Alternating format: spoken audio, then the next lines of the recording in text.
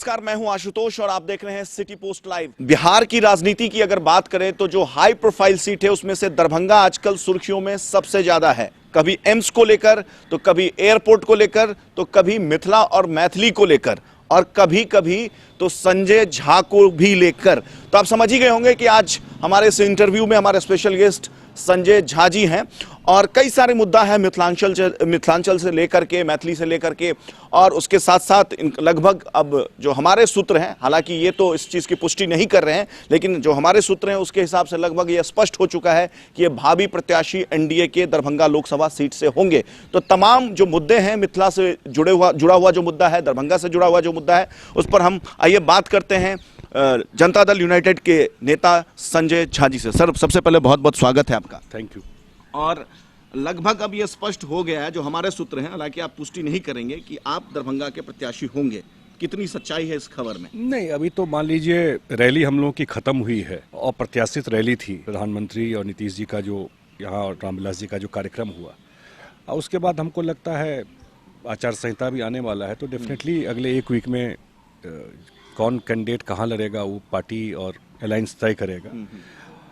और जब तक इस फॉर्मल ये होता नहीं है तब तक आप ये नहीं कह सकते हैं कि कौन पार्टी कौन सीट कहाँ से लड़ेगी और कौन कैंडिडेट कहाँ से लड़ेगा। में दो मुद्दा है। एक बीच में खबर आई थी कि एम्स दरभंगा में बनेगा, फिर खबर आई थी कि नहीं बनेगा, और फिर जब स्वास्थ्य मंत्री के मंच पर खुद मुख्यमंत्री ने ये कहा कि दरभंगा और डीएमसीएच जो है वही एक प्रॉपर जगह है एम्स के लिए। तो क्या इसका क्या औपचारिक क्या है कि दरभंगा डीएमसीएच में एम्स बनेगा या नहीं बनेगा? 100% बनेगा। देखिए, जब जिस 2015-16 में अरुण जेटली जी बजट में लाए थे देश के वित्त मंत्री कि बिहार को दूसरा एम्स मिलेगा, और मोटा मोटी उस समय से ही फ्रेम बन गया था कि ये दरभंगा में बनना है। मुख्यमंत्री की भी इच्छा थी, उनका भी कहना था कि पीएमसीएच के बाद या उसके आसपास कोई सबसे पुराना मेडिकल कॉलेज है तो वो डीएमसीएच है। उसका एल्यूमिनाई जो है, इतना स्ट्रॉन्ग एल्यूमिनाई है इंग्लैंड वगैरह में, जो डीएमसीएच से पढ़ के डॉक्टर गए हुए, और मनसा भारत सरकार को बता भी दी गई थी। पीएमओ में जो प्रोसीडिंग होता है वहां तक मिनट टू मिनट में लिखा गया है कि डीएमसीएच में बनेगा। बीच में कुछ कंफ्यूजन हुआ। अब मैं देखता हूं कुछ लोगों को मजा भी आता है, सरकास्टिक नेचर वाले जो है नेगेटिव में एंजॉय करता है। नहीं हुआ, मजा आता है उसको। जैसे ही नेगेटिव कुछ देखा, कैसे हो गया, उसको नेगेटिव ढूंढने में कितना बड़ा चीज, एम्स तो बहुत बड़ी चीज है ना, उपलब्धि। ऑल इंडिया मेडिकल इंस्टीट्यूट बन जाना, आप जाइएगा दिल्ली में, कितने लोग मिथिलांचल के जा करके कितनी कठिन परिस्थिति में इलाज कराने जाते हैं। वही फैसिलिटी दरभंगा में मिल जाएगी तो दरभंगा ही नहीं, पूरा नॉर्थ बिहार, पूरा मिथिलांचल, नेपाल, जनकपुर, ये पूरा बेल्ट के लोगों को स्वास्थ्य का सुविधा वहां मिल जाएगा। तो ये उस दिन नीतीश जी ने साफ साफ कहा उस मंच से कि भाई दरभंगा में ही बनेगा एम्स, और दरभंगा में जो भी हमको सुविधा मुहैया करानी होगी वो सारा करेंगे, और ये तय हो चुका है कि दरभंगा में एम्स बनेगा। देखिए, एक जो बीच बीच में एक या कहे संदेह कहें या सवाल उठता है कि कुछ लोग आरोप भी लगाते हैं कि दरभंगा में एम्स लाके जो Darbhanga medical college and hospital है उसको खत्म करने की भी एक कोशिश है। तो ये इसमें कितनी सच्चाई है? नहीं, इसमें कोई सच्चाई नहीं है। दरभंगा मेडिकल कॉलेज का अपना एक बड़ा वजूद रहा है, मैंने पहले ही कहा। उसका इतना स्ट्रॉन्ग एल्यूमिनाई है, उसकी अस्तित्वता बची रहेगी, और एम्स भी लोगों को दरभंगा में मिलेगा। और ये इतना बड़ा काम है, अगर 60-70 साल में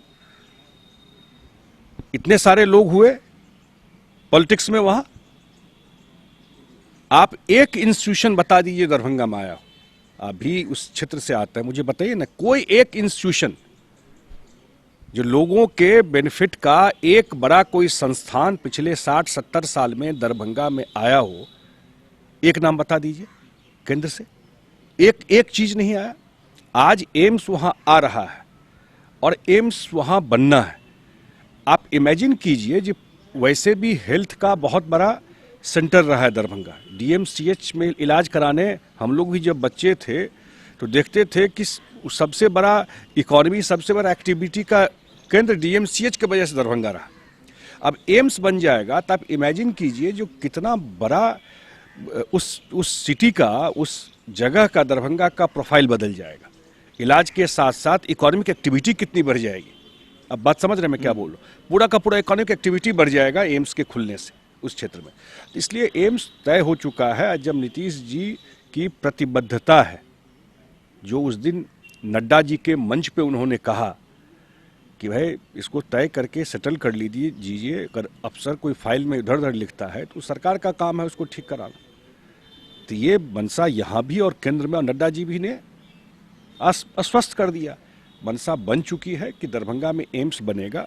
और मेरे ख्याल से पिछले 70 साल में अगर एक कोई योजना पूरा उस बेल्ट को ट्रांसफॉर्म करने जा रहा है वो एम्स है।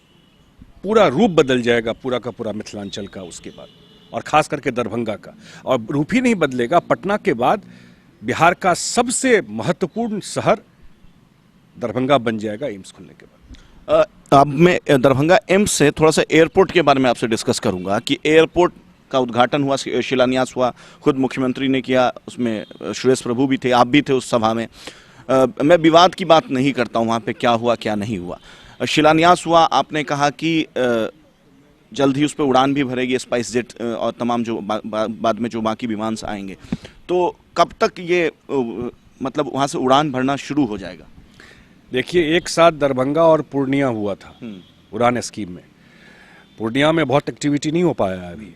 दरभंगा में सब कुछ सैंक्शन होके और दिसंबर में ही सुरेश प्रभु जी और नीतीश कुमार जी जा कर के उसका शिलान्यास किए और वहाँ काम शुरू हुआ। ऑलरेडी रनवे पे काम चल रहा है और मई के लास्ट तक रनवे का काम पूरा हो जाएगा। और जो सिविल इनक्लेव है, जो टर्मिनल बिल्डिंग बनना है, अभी तो टेम्पररी बनेगा, तो उस पर भी काम चल रहा है। तो मई के लास्ट तक सारा काम कंप्लीट हो जाएगा। और जून में, अब वो तो अलायंस वाले डेट अपना तय करेंगे, जून से वो फ्लाई करने के लिए तैयार हो जाएगा। तो जून से वहाँ शुरुआत हो जाएगा। और लैंड एक्वायर करके देना था बिहार सरकार को सिविल इनक्लेव के लिए, एयरपोर्ट अथॉरिटी को, क्योंकि वो एयरफोर्स का बेस है। तो लास्ट वीक 7-8 दिन पहले कैबिनेट से जो लैंड एक्वायर होगा उसका पैसा भी रिलीज हो गया। मैं ये सवाल आपसे पूछने वाला था, क्योंकि एक आरोप लगा था मुख्यमंत्री नीतीश कुमार पर और आप पर भी लगा था कि जो लैंड एक्वायर की जो अधिग्रहण का प्रोसेस है वो बिहार सरकार जमीन लेके दे नहीं रही है। तो ये आप एक बड़ी खबर दे रहे हैं। आरोप लगाने में क्या लगता है, फैशन है। लेकिन आप ये बताइए ना, कितनी बड़ी उपलब्धि है। पटना के बाद एक गया में है, उसके बाद दरभंगा में फंक्शनल एयरपोर्ट इसी साल शुरू हो रहा है। मैं आग्रह करूंगा जा करके एक बार जरूर आप एयरपोर्ट पे उस काम को भी शूट कीजिए, जाकर देखिए जो रनवे पे काम हो रहा है, जो सिविल इनक्लेव में काम हो रहा है। अब बिहार सरकार ने कैबिनेट से, अरे करना सरकार किसकी है, यहाँ भी एनडीए की सरकार है और दिल्ली में भी नरेंद्र मोदी के नेतृत्व में एनडीए की सरकार है। तो वही ने स्कीम दी है, उड़ान स्कीम, कि कांग्रेस का दिया हुआ है उड़ान स्कीम, कि हवाई चप्पल वाला भी प्लेन में चढ़ेगा। यही ना है स्कीम जो जेटली साहब का आया था या मोदी जी का आया था बाइट। रेट भी कम होगा। उड़ान स्कीम के एयरपोर्ट में जो रेट है टिकट का, वो नॉर्मल एयरपोर्ट से कम होगा। AC 2 और AC 1 में जाते हैं, उसके आसपास ही प्लेन का टिकट भी होगा। अब आप इमेजिन कीजिए, तो ऑलरेडी लैंड एक्वायर करने का पैसा दे दिया गया, आइडेंटिफाई कर लिया गया। अब लैंड एक्वायर की प्रक्रिया शुरू हो जाएगी। वहाँ पर लैंड एक्वायर करके एयरपोर्ट अथॉरिटी को दे दिया जाएगा और ये लैंड ट्रांसफ़र हो गया ऑलरेडी। तो ये जो भी वहाँ सरकार को करना था सारा काम हो चुका है। अब एक एयरपोर्ट बनने से दरभंगा में, अभी पॉलिटिकल बात मैं नहीं कर रहा हूँ, आप देखिए कि एयरपोर्ट और एम्स, ये दो चीज आ गया ना दरभंगा में। अब ये दो चीज पूरा उस बेल्ट को ट्रांसफॉर्म करेगा कि नहीं करेगा। कोई इन्वेस्टमेंट करना चाहता है, मुझे अभी कोई संपर्क किए कि वो एक यूनिवर्सिटी खोलना चाहता, बोले इससे पहले इसलिए नहीं सोचते थे क्योंकि 4 घंटा 5 घंटा लगता मेरे फैकल्टी को हम लोगों को जाने में यहाँ से। अब क्योंकि वहाँ लैंड करेंगे तो इन्वेस्टमेंट के लिए भी एटमॉस्फेयर हो गया। कोई एम्स में बड़ा डॉक्टर आएगा, वो सुबह दिल्ली से चल के वहाँ दिन भर दे के शाम में वापस दिल्ली भी जा सकता है। तो इन्वेस्टमेंट का एटमॉस्फेयर हो गया। कोई बड़ा यूनिवर्सिटी खोलना चाहे, कोई इन्वेस्ट करना चाहे, तो एयरपोर्ट और एम्स पूरा दरभंगा को और पूरा मिथिलांचल के इस एरिया को पूरा बदल देगा। कोई उस एयरपोर्ट से कोई जाना चाहे मधुबनी, कोई जाना चाहे जनकपुर, कोई जाना चाहे मुजफ्फरपुर, बेगूसराय, सुपौल, झंझारपुर, कोई भी हाईवे के ऊपर है, 1 घंटा सवा घंटा में वहां से जा सकता है। तो आप खुद ही सोचिए, 19 में तो यही हो रहा है, मई जून में ये पूरा हो जाएगा, एक आध दिन में और खबर मिलेगी आपको। तो मतलब आपका साफ साफ दावा है कि इस साल एयरपोर्ट भी शुरू होगा और दरभंगा में एम्स भी बनेगा। ये जो अब्बाह हो रहे थे, मतलब जो बात चल रही थी उसको आप अब्बाह करार दे रहे हैं। एयरपोर्ट पे तो काम हो रहा है, इसमें बचा क्या है बताइए ना। टेंडर हो करके वहां काम चल रहा है, एयरपोर्ट पर रनवे के स्ट्रेंथनिंग का काम चल रहा है। मैं तो निवेदन करूंगा, आप भी जाकर के देखिए वहां कैसा काम चल रहा है। सिविल इनक्लेव पे काम चल रहा है, जो पाथवे रोड वगैरह बनना है उस पर काम चल रहा है, कॉन्ट्रैक्टर काम कर रहा है। तो और कैसे होता है। और जून से और उनको टाइम दिया हुआ है 30 मई तक, और जून से वहां से हवाई जहाज उड़ना शुरू हो जाएगा। जितने लोग मिथिलांचल के बाहर रहते हैं वो उनको अब ये दिक्कत नहीं होगा कि पटना आए और पटना से 5 घंटा में अपने घर गए, वो डायरेक्ट लैंड करेंगे। नाम भी पड़ गया उसी दिन मंच पर कि वो विद्यापति एयरपोर्ट दरभंगा होगा। तो इस पे देखिए, अब चूंकि मैं ये एक सवाल इसमें और मेरा आखिरी था, लेकिन एक सवाल जोड़ देता हूँ। विद्यापति के नाम पर इसमें कोई दो राय नहीं है कि विद्यापति महाकवि विद्यापति हैं और तमाम उनका सामाजिक योगदान रहा है। लेकिन बीच में एक दो विवाद जुड़ा था कि हर चीज़ मिथिला में जो होती है विद्यापति के नाम से ही क्यों होती है। और भी तो राजा सलेश हैं और तमाम जो लोग हैं, विद्यापति के अलावा भी बहुत सारे महापुरुष हैं। नहीं, बहुत सारा इंस्टीट्यूशन आया है जो विभिन्न लोगों के नाम पर है। विद्यापति के नाम पर कौन सा ऐसा इंस्टीट्यूशन आया है मुझे ध्यान नहीं है। अभी कर्पूरी जी के नाम पर मेडिकल कॉलेज मधेपुरा साइड में खुला है, और विपिन मंडल के नाम पे खुला है। हर एक जो भी रहे हैं सबके नाम पर कोई विद्यापति के नाम पे कोई संस्था है मेरे ध्यान में नहीं आता।